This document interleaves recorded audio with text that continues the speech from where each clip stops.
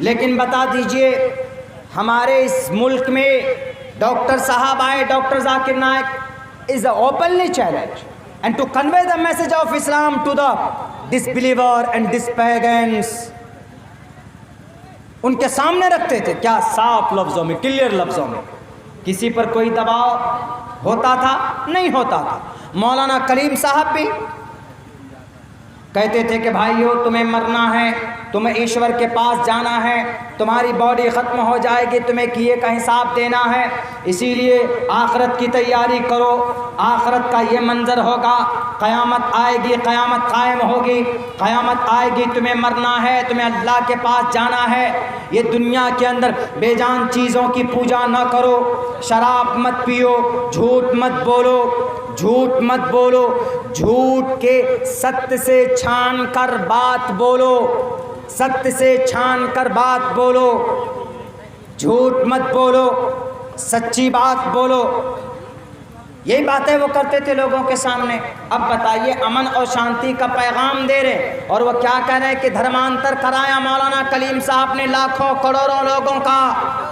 एक भी सबूत दिखा दो, एक भी मिसाल सामने लाकर पेश कर दिया जाए कि मौलाना कलीम साहब ने या डॉक्टर जाकिर नाइक ने या मौलाना बिलाल साहब ने या हमारे जो भी अकाबरीन इस ताल्लुक़ से इस्लाम के सही तरीक़े को, मेथड को लोगों के सामने रखा है। रखने का हमको हक़ है। अगर किसी पर जुल्म ज़्यादती की गई हो तो उनके हाथ में हथकड़ी लगाइए, आप मना नहीं है। लेकिन सिर्फ उत्तर प्रदेश की कुर्सी जीतने के लिए, आप अपने विधायकों को जिताने के लिए, इलेक्शन में कामयाबी हासिल करने के लिए अगर गलत खबरें छापोगे, अगर गलत तरीक़े से मासूम लोगों के हाथ में हथकड़ी डालकर जेल में डालोगे तो तुमको ईश्वर कभी माफ़ नहीं करेगा, भारत की जनता कभी माफ़ नहीं करेगी। मेरे भाइयों, क्या गलती, क्या गुनाह था मौलाना कलीमुद्दीन सिद्दीकी साहब का? वो तो यही कहते थे ना, ला इलाहा इल्लल्लाह, जो पैगाम मोहम्मद रसूलुल्लाह का था, क़ुलू ला इलाहा इल्लल्लाह तुफ़्लिहू, ए लोगों कहो ला इलाहा इल्लल्लाह, कामयाब हो जाओ। या अय्युहन्नास, ए लोगों मैं तुम्हारे बीच आया। ज़बरदस्ती तो नहीं की थी ताइफ के मैदान में मोहम्मद रसूलुल्लाह ने, ज़बरदस्ती तो नहीं की गई थी उमर फारूक को, ज़बरदस्ती तो नहीं की थी उस्मान ज़िन्नूरैन को, ज़बरदस्ती कलमा नहीं पढ़ाया था हज़रत अली को। मोहम्मद रसूलुल्लाह के जब आपके वफ़ात का वक्त है तो हज़ारों की तादाद में सहाबाए किराम है, किसी को मजबूर किया कलिमा पढ़ने पर? निकलो बिलों से, निकालो अपने दिमाग के भूसों को बाहर, अपनी जुबान में मेरे नौजवानों ताकत पैदा करो। उत्तर प्रदेश में मुसलमानों पर जुल्म ज़्यादती, माइनॉरिटीज़ पर ज़्यादती, गुजरात में माइनॉरिटीज़ पर ज़्यादती है, हमारे बच्चों पर ज़्यादती हो रही है धर्म के नाम पर।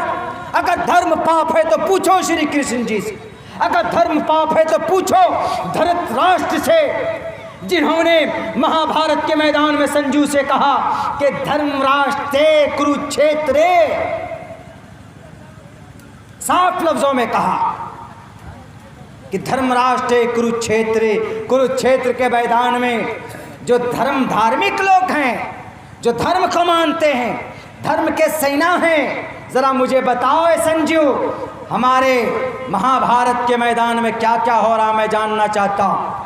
पूछा जाए श्री कृष्ण जी से, क्या सर, क्या गुरु जी, क्या महात्मा पुरुष जी, क्या धार्मिक बनना गुनाह है? क्या मजहब के रंग में रंगना पाप है? क्या दाढ़ी रखना पाप है? क्या टोपी रखना पाप है?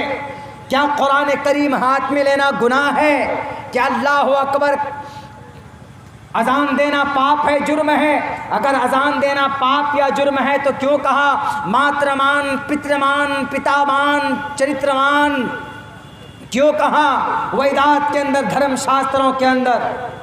लेकिन नहीं जनाब, आप और सब जानते हैं कि मौलाना कलीमुद्दीन साहब को गिरफ्तार करके जेल भेज दिया ताकि ये पता चले कि वाह वाह बहुत अच्छा काम किए। मौलाना कलीम साहब को अंदर कर दिया। देखो, यही मौजूदा सरकार ताकत बना सकती है, मौजूदा सरकार हमारे धर्म को बचा सकती है। तुम्हारे कौन से धर्म हैं भाई? और तुम्हारा धर्म खतरे में था ही कब? सन 2014 से कुर्सी पर फस्ताई ताकत बैठे तो कह रहे कि हिंदू धर्म खतरे में है, हिंदू धर्म खतरे में। 600 साल 800 साल तक यहाँ पर मुस्लिम एम्पायर की हुकूमत रही, 600-700 साल तक कभी खतरे में नहीं पड़ी। उस वक्त में हमारे भारत के जो नॉन मुस्लिम भाई थे, हमारे हिंदुस्तान के अंदर जो गैर मुस्लिम भाई थे, जो आदिवासी थे, जो दलित थे, उस वक्त में जो यहाँ रहते थे, जो क्रिश्चियन थे, जो जैन थे, जो बौद्ध थे, किसी का धर्म खतरे में नहीं पड़ा। अब सन 2014 से कुर्सी पर आए कुछ लाल बुजक्कर लोग और लोगों को बेवकूफ़ बनाना शुरू कर दिया है। हिंदू भाइयों, तुम्हारा हिंदू धर्म खतरे में है। क्या हिंदू धर्म कोई प्रॉपर्टी के लूट कर भागने वाले हैं? कोई कौन लूट कर भागने वाला? लूट कर तो तुम्हारे यार दोस्त भाग रहे हैं इस देश को। मौलाना कलीम साहब का कोई गुनाह नहीं तो फौरन अरेस्टिंग हो जाती। और तुम्हारे लखीमपुर में किसान को कुचलने वाले मंत्री जी के बेटे 9 इंसानों की हत्या करता अपनी गाड़ियों में, उनके हाथ में हथकड़ी नहीं डलती है। 5 दिन बाद उनको अरेस्ट किया जाता है। मौलाना कलीम साहब का कोई गुनाह नहीं, उनको बेचारे को जुडिशल कस्टडी में डाल देते। अब मंत्री जी के बेटे किसानों को रोक दे क्योंकि मंत्री जी के बेटे हैं वो, उनके लिए कानून व्यवस्था शायद अलग है, लेकिन नहीं। भारत का संविधान, भारत के आर्टिकल का 14 नंबर कहता इक्वलिटी बिफोर लॉ। मंत्री का बेटा हो कि एक चाय बेचने वाले का बेटा हो, इक्वलिटी बिफोर लॉ, सबके सब बराबर है। लेकिन करप्ट लोग कुर्सी पर बैठकर अपनी ताकत का नाजायज इस्तेमाल करते और धर्म को लड़ाने के लिए इस्तेमाल करते।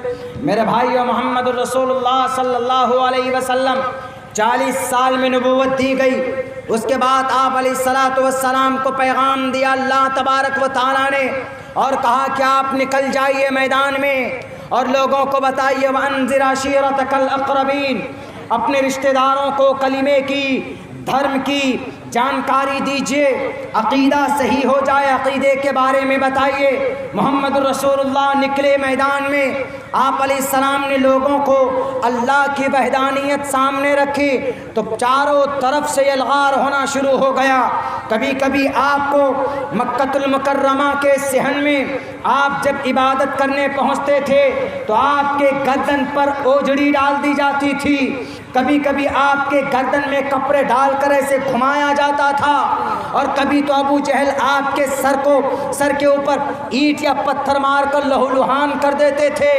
मेरे भाइयों, मेरे साथियों, बताएं दुनिया के अंदर कोई ऐसा महापुरुष हो जिन्होंने फिर भी इतने जुल्म बर्दाश्त करके, इतनी सारी परेशानियां बर्दाश्त करके, इतने सारे तकलीफ़ों का सहन करके उन्होंने उनके हक़ में दुआएं की कि अल्लाह इन कौमों को हिदायत दे दे, अल्लाह इनको समझदारी दे दे।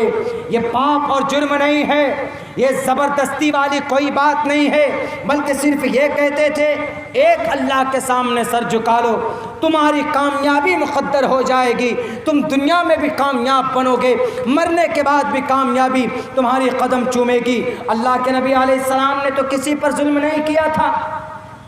कुछ लोग कहते नहीं जनाब मोहम्मद रसूलुल्लाह ने तो 23 जंगें लड़ी, 23 ग़ज़वात में आप शामिल हुए, आपके पास 9 तलवार थी। इल्ज़ाम लगाते हैं कि मोहम्मद रसूलुल्लाह he was a very violent person, वो बहुत ज़्यादा जालिम और बहुत ज़्यादा क्रूरता के साथ उनकी ज़िंदगी थी। बिल्कुल गलत, कोई बेस नहीं। आप अलैहिस्सलाम 13 साल तक मक्का में रहे, मोहम्मद रसूलुल्लाह ने 13 साल तक भूखे रहे, प्यासे रहे, पागल मजनू दीवाना कहा जाता था। ये पागल हो गया, मजनू हो गया, दीवाना है, कोई इनकी बात मत सुनो। कहीं पर जाते थे इस्लाम के पैगाम को लेकर, पागल कहते थे, दीवाना कहते थे। लेकिन नहीं, मोहम्मद रसूलुल्लाह का चरित्र, उनका बैकग्राउंड इतना स्ट्रॉन्ग था, इतना स्ट्रॉन्ग था कि कहा गया शंबल कराम गुख्य सबराह मने सगहा तमना भवन विष्णु यशा।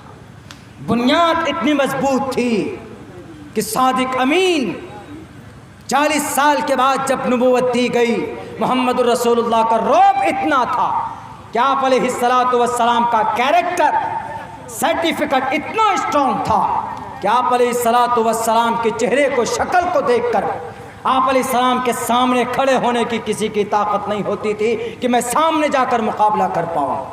फिर भी जुल्म ज़्यादती की मोहम्मद रसूलुल्लाह ने अपने धर्म का प्रचार किया, अपने मज़हब को सामने रखा। मज़हब का प्रचार करना आज के ज़माने में अगर कोई करता है तो ये हमारे मोहम्मद रसूलुल्लाह का, कुरान का, शरीयत का ये पैगाम हम करेंगे और हम कर सकते हैं, हमको कोई मना नहीं कर सकता। लेकिन मेरे भाइयों, आज हम कमज़ोर क्यों पड़ गए? आज हम कमज़ोर पड़ गए। आज हमारे बीच में, हमारे दरमियान में पहली बात तो धार्मिक नॉलेज की जानकारी नहीं है। नौजवानों को भी धार्मिक, हमारे मजहबी, अपने मजहब की जानकारी रखना आपके लिए निहायत ज़रूरी। अपने धर्म की जानकारी रखना निहायत ज़रूरी।